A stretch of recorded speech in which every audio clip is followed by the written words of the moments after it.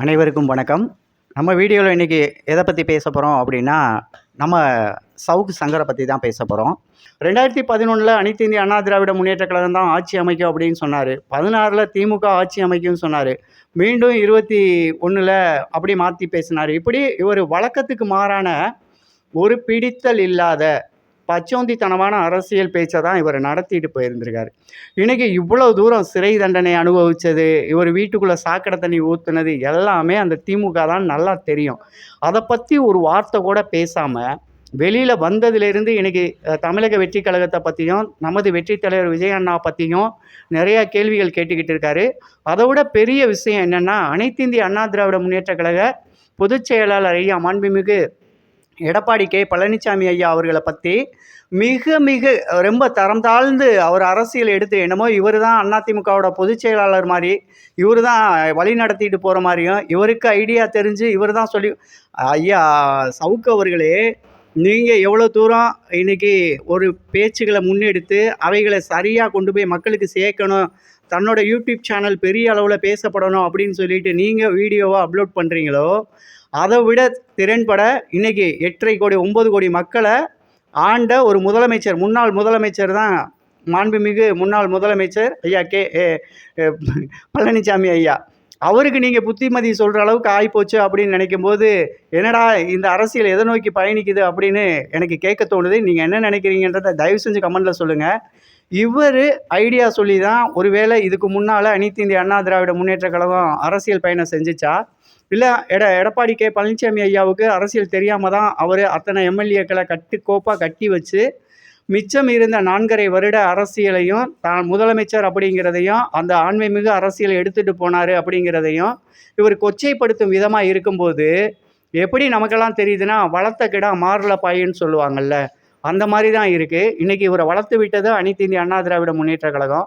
இவர் வளர்ந்தது அனைத்து இந்திய அண்ணா திராவிட முன்னேற்ற கழகத்தை பற்றி பேசி, இவர் வளர்ந்துக்கிட்டு இருக்கிறது இன்றைக்கி எல்லாமே பார்த்திங்கன்னா அனைத்து இந்திய அண்ணா திராவிட முன்னேற்ற கழகம். இன்றைக்கி இவர் ஜாமீனில் வெளியில் வந்திருக்கிறது கூட பார்த்திங்கன்னா இன்றைக்கி தமிழக வெற்றி கழக அரசின் செயல்பாடுகளால் இவர் ஜாமீனில் வெளியில் வந்திருக்கார். ஒருவேளை திமுகவே மீண்டும் ஜெயிச்சிருந்துச்சுன்னா இவர் வாழ்நாள் சிறை கைதியாக தான் இருந்திருக்கணும். அப்படி இருக்கும்போது இவர் யாருக்கானவராக பேசியிருக்கணும்? உண்மையை ஏன் சொல்ல மறைக்கிறார்? ஒரு உண்மை சொல்லக்கூடாதுன்றதுக்காக வீம்புக்கு பேசுகிறாரா அப்படின்ற ஒரு கேள்வி கூட எனக்குள்ளே வருது. ஏன் இதெல்லாம் நம்ம பேசணும் அப்படின்னா, சின்னதாக ஒரு விஷயம் எடுத்து இன்றைக்கி அவர் பேட்டியில் சொல்லியிருக்காரு. கரூருக்கு 2 கோரிக்கைகள் வைக்கிறாருங்க. நமது தமிழக வெற்றி கழக தலைவர் விஜய் அண்ணாவுக்கு 2 கோரிக்கைகள் வைக்கிறாரு. இந்த 2 கோரிக்கைகளையும் வைக்கிறது அப்படிங்கிறத விட, இன்றைக்கி 9.5 கோடி 10 கோடி மக்களை ஆளக்கூடிய ஒரு தமிழக முதலமைச்சராக இருக்கக்கூடிய வெற்றி தலைவர் எங்கள் அண்ணா விஜய் அண்ணாவுக்கு தெரியாததா சவுக்கு சங்கருக்கு தெரிய போகுது அப்படின்னு நான் கேட்குறேன். நீங்கள் என்ன நினைக்கிறீங்க? கமெண்ட் பாக்ஸில் சொல்லுங்கள். இவர் ஐடியா கொடுத்து தான் நம்ம தமிழக வெற்றி கழகத்தையும் அரசியல் முன்னெடுத்துட்டு போகணுமா? இவர் கோரிக்கை வைக்கணும், கோரிக்கை வைக்கக்கூடாது அப்படின்றது சாதாரண ஒரு யூடியூபருங்க. இவருக்கு ஒரு அரசின் மீதும் அரசின் செயல்பாடு குறித்து விமர்சனம் பண்ணலாம். அதுக்குள்ளே இருக்கிற விஷயங்களை எடுத்து நீ இதை பண்ணு அப்படின்னு கட்டளை போடுறதுக்கு இவர் யார் அப்படின்ற கேள்வி தான். இவர் கட்டளை போடுற மாதிரி சொல்லிக்கிட்டு இருக்காரு. ஒன்று செய்யுங்க அப்படின்னு சொல்கிறது வேற, இதை செய்யணும் அப்படின்னு சொல்கிறது வேற. இவர்கிட்ட அந்த திமிர் அப்படியே இருக்குது. இந்த திமிர் மிகு வார்த்தைகள் தான் இவரை சிறை வரைக்கும் கொண்டு போச்சுன்னு நான் சொல்லுவேன். ஒரு எவிடன்ஸ் இருக்குது, ஒருத்தர் குற்றவாளின்னு தெரியுது. இவர் யூடியூப் சேனலில் ஒரு வீடியோ அப்லோட் பண்ணுறாரு. அடுத்த செகண்ட் இவர் மேலே வழக்கு வரக்கூடாது. என்ன பண்ணணும்? அந்த ஒரு பிரச்சனைக்குரிய வீடியோவையோ இவர்கிட்ட ஆதாரத்தையோ எடுத்துகிட்டு போய் காவல்துறையில் கொடுத்து, தன்னை குற்றமற்றவன், என்னோட வீடியோவில் இவ்வளோ உண்மை ஆதாரங்கள் இருக்குது அப்படின்றத ஒரு எஃப்ஐஆராக கொடுத்து அதை பதிவு பண்ணி அந்த வீடியோவையும் கையில் எடுத்துகிட்டு வந்திருக்கணும். இவர் மேலே வழக்கு போட்டிருக்க மாட்டாங்க. இவர் வேறு ஏதோ ஒரு மேட்ரை எடுத்துகிட்டு வேறு ஏதோ ஒன்று எதிர்பார்த்து, இந்த வீடியோவை நான் அப்லோட் பண்ணிடுவேன், இந்த வீடியோ நான் அப்லோட் பண்ண போகிறேன், உன் மேலே கஞ்சா வழக்கு இருக்குது, போதை வழக்கு இருக்குது இப்படின்னு எப்படி இந்த தெருக்கூத்துலையெல்லாம் பார்த்தீங்கன்னா கீரிக்கும் பாம்புக்கும் சண்டை விட போகிறோன்னு சொல்லிட்டு நம்மளை அப்புறம் கூட்டமாக நிற்க வச்சுருப்பாங்க. கடைசி வரைக்கும் கீரியும் பாம்பையும் சண்டையே விட மாட்டான். ஏன்னா நமக்கு நல்லா தெரியும், கீரியும் பாம்பையும் சண்டை விட்டால் ஒன்று கீரி செத்து போயிடும், இல்லை பாம்பு செத்து போயிடும். ஏன்னா ரெண்டுக்குமே ஆகாது. ஒன்று அடித்து கொண்டு போயிடும், ரெண்டுமே செத்து போயிடும். இதுதான் நடக்கும். அதைத்தான் அண்ணன் சவுக்கு சங்கரனை தன்னோட அரசியல் நகருக்காகவும் தன்னோட பல மாதிரியான பொழப்பு தளப்புக்காகவும் செஞ்சுட்டு இருந்தார் அப்படின்றது மக்கள் சொல்லிக்கிறாங்க. நான் எதுவும் சொல்லலப்பா, நான்லாம் சின்ன ஆள், நமக்கெல்லாம் அவ்வளோ பெருசாக ஒன்றும் தெரியறதுக்கு வாய்ப்பு கிடையாது. சவுக்கு சங்கரனே, இன்றைக்கி நீங்கள் 2 பேரை எடுத்து அடிக்கிறீங்க, பேசணும்னு நினைக்கிறீங்க அப்படின்னா, உண்மையிலே நீங்கள் ஒரு அரசியல் கருத்துமிக்க கருத்தாளர், நான் பொதுவானவன் அப்படின்னு சொன்னீங்கன்னா, நீங்க சரியான விதத்தில பேசுங்க. இன்னைக்கு எங்க வெற்றி தலைவர் விஜய் அண்ணா ஏன் கரூருக்கு போகல? அன்னைக்கு ஊழக்கதை விட்டீங்க அப்படின்னு சொல்றீங்க. நாங்க ஒண்ணும் ஊழக்கதையெல்லாம் விட கிடையாது. உண்மையே அதுதான். அன்னைக்கு திராவிட முன்னேற்றக் கழக அரசு அவருக்கான அனுமதி வழங்கல. அங்க நீங்க வந்தீங்கன்னா உங்களுக்கு பிரச்சனை வரும். கூட்டம் நெறையா வருது. சவுக்கு சங்கர் அண்ணே, எங்க வெற்றி தலைவர் வெளியில வந்தாலே எண்ணில் அடங்கா கூட்டம் வருது. எள்ளு போட்டா எள்ளு எடுக்க முடியாது. ஒரு மனுஷன் நின்னா இன்னொரு மனுஷன் நிக்க முடியாத அளவுக்கு இடம் பத்தல. அந்த மாதிரி ஒரு கூட்டத்துக்குள்ள தலைவர் மீண்டும் அங்க வர்றாரு. அவ்வளோ பிரச்சனை நடந்த அந்த இடத்துக்குள்ள வர்றாருன்னா, அந்த ஊரு, அந்த மாவட்டம் என்ன பாடுபடும்? இது கூட தெரியாத ஒரு பத்திரிக்கையாளரா நீங்க இருக்கீங்க அப்படின்னும்போது, எனக்கு அது வேடிக்கையா தான் இருக்கு. 2வது அவர கூட்டிட்டு வந்து மகாபலிபுரத்துல தனியார் ஹோட்டல்ல வச்சு அவங்களையெல்லாம் அழைச்சு அவங்களுக்கான இழப்பீடு குடுத்தீங்கன்னு. இழப்பீடு குடுத்தாருல்ல. ஒரு மனிதனா இழந்தது இழப்பீடு அப்படிங்கிறது இல்லைங்க. எங்கள் உறவுகள், எங்க சகோதர சகோதரிகள், எங்க குழந்தைங்க, பச்சை குழந்தைங்க இறந்தது. இதில் சவுக்கு சங்கருக்கு அங்கே எதுவும் வலிக்க வேண்டிய அவசியமே இல்லை. ஏதோ சொல்லுவாங்கள்ல, ஆடு நனையுதேன்னு ஓநாய் அழுகுதேன்ட்டு, இவர் ஏதோ ஒன்று பேசணும்னா கரெக்டாக பேசுங்க, அரசியலை பேசுங்க. எங்க வெற்றி தலைவர் விஜய் அண்ணா நினைச்சிருக்கிறது என்னன்னா, என் மீது பழி சுமத்தப்பட்டது.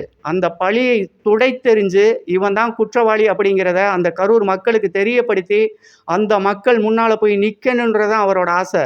இல்லைன்னா அன்னைக்கு நைட்டே கிளம்பி போயிருக்க மாட்டாரா? வீண் பழி சுமந்துட்டு இருக்காருயா. வீண் பழிய சுமத்தி இருக்கீங்க. அன்னைக்கு எதிர்த்து கேட்க துப்பு இல்ல.